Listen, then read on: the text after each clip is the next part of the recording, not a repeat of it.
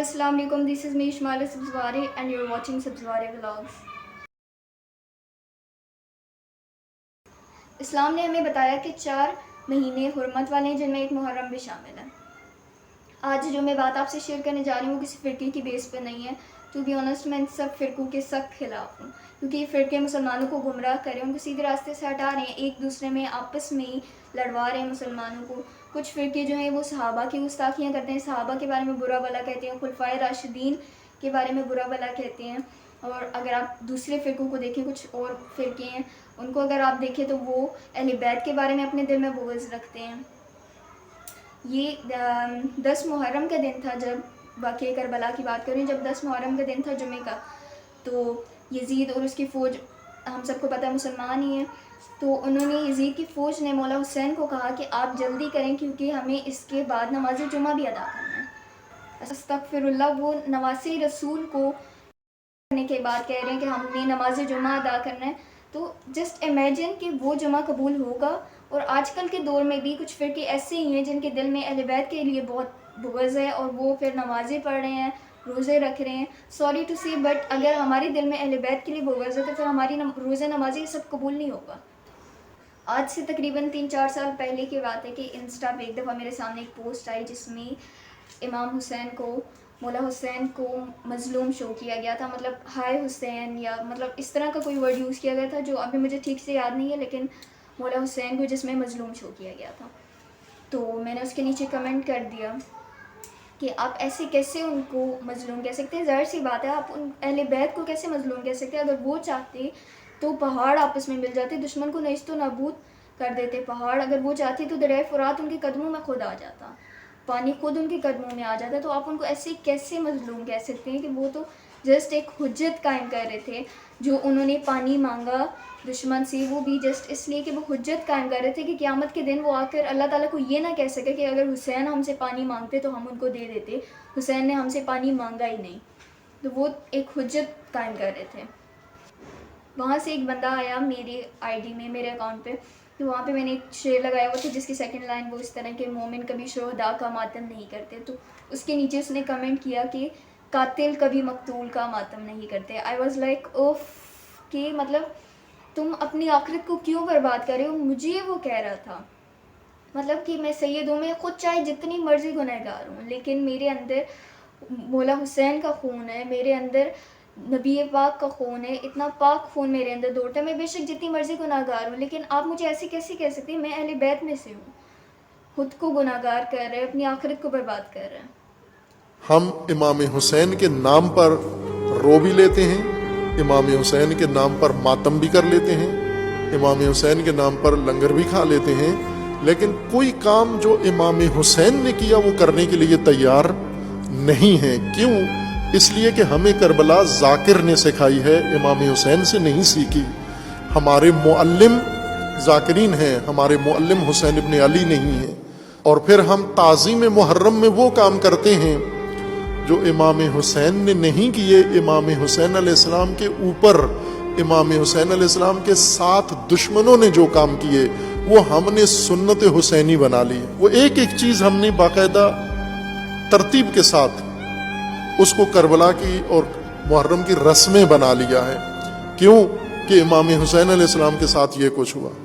آگ لگائی گئی خیموں کو, ہم آگ جلا کے اس میں کودتے ہیں. یہ تو آگ امام حسین نے نہیں لگائی, یہ تو بیبیوں نے آگ نہیں لگائی, یہ تو آل رسول نے نہیں لگائی, دشمنوں نے آگ لگائی خیموں کو.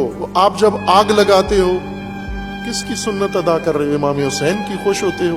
امام حسین پہ خنجر چلے, امام حسین پہ تلواریں چلی, امام حسین پہ نیزے چلے, تو یہ تو نیزے اور تلواریں یہ امام حسین کی سنت نہیں ہے. جو امام حسین نے کیا وہ کر کے دکھاؤ, حسینی بنو, پہلا قدم اٹھاؤ, انکار کرو, اپنے زمانے کے یزید کا انکار کرو. فرقوں نے ہمیں گمراہ کر کے رکھ دیے. ایک ہیں جو اہل بیت کو مظلوم کہتے ہیں, اور دوسری طرف ہیں جو اپنے دل میں اہل بیت کے لیے بغض رکھتے ہیں. اس ٹائم بھی یہی تھا کہ یزید اور اس کی جو فوج تھی وہ سب لوگ اہل بیت کے لیے بغض رکھتے تھے. مولا حسین شہید ہو گئے, باقی سب بھی شہید ہو گئے, اہل بیت والے سب شہید ہو گئے, لیکن ایک امام زین العابدین بچ گئے تھے, مولا سجاد. آج آپ دنیا کے جس کونے میں بھی چلے جائیں آپ کو سید ملیں گے. الحمدللہ میں خود سید ہوں. میرے اندر الحمدللہ مولا حسین کا پاک خون دوڑتا ہے, میری رگوں میں پاک خون ہے. میں حضور کی آل ہوں, اہل بیت میں سے ہوں. الحمدللہ میں اس چیز کا جتنا شکر ادا کروں وہ کام ہے. آپ دنیا کے جس کونے میں چلے جائیں آپ کو یقینی سی بات ہے سید ضرور ملیں گے. اگر وہ ایک بچ گئے تھے تو اتنے سید ہیں. اور جو اتنی زیادہ وہ فوج تھی وہ سب خود کو تو مسلمان کہتے تھے, لیکن اگر آج بھی آپ دیکھیں تو آج کل بھی بہت سارے ایسے ہیں جو خود کو مسلمان کہتے ہیں لیکن ان کے دل میں اہل بیت کے لیے بغض ہے. اور پھر کہتے ہیں کہ محرم میں شادی کرنا جائز ہے, خوشیاں منانا جائز ہے. ہاں ہم بھی کہتے ہیں جائز ہے, سب کچھ جائز ہے, لیکن جسٹ امیجن کہ اگر آپ کی فیملی کے ساتھ ایسا ہوا ہو تو آپ کی تو ساری زندگی, ایک محرم تو کیا آپ کی تو ساری زندگی آپ سوگ میں گزار دیں. آپ ساری زندگی خوشیاں نہیں منا سکتے ویسے جیسے آپ اس سے پہلے کر سکتے تھے. واقعہ کربلا کو اگر آپ سنیں تو اس میں تو انہوں نے بچوں تک کو نہیں بخشا. اس مہینے میں ہمیں زیب دیتے ہیں کہ ہم خوشیاں منائیں, جس مہینے میں اہل بیت پہ اتنے مظالم ڈھائے گئے, ایون کہ ان کے بچوں کو بھی نہیں معاف کیا گیا. مولا حسین جب مولا علی اصغر جب بہت زیادہ پیاس سے بے چین ہو گئی, ان کا گلا بالکل خشک ہو گیا, تو وہ لے کر آئے ان کو. انہوں نے دشمنوں سے کہا کہ تمہاری دشمنی مجھ سے, اس چھوٹے 6 ماہ کے بچے نے تو تمہارا کچھ نہیں بگاڑا, اس کو پانی پینے دو. تو دشمن کی طرف سے ایک تیر آیا جو مولا علی اصغر کے گلے میں لگا, ان کے خلق میں لگا.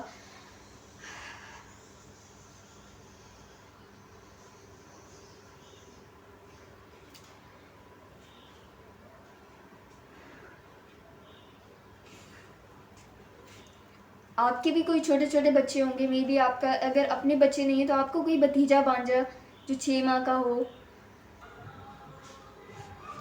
اگر آپ واقعہ کربلا پڑھیں تو آپ کو پتہ چلتا ہے کہ وہ کوئی عام تیر نہیں تھا, وہ 2 منہ والا وہ تیر تھا جو جانوروں کو مارا جاتا تھا.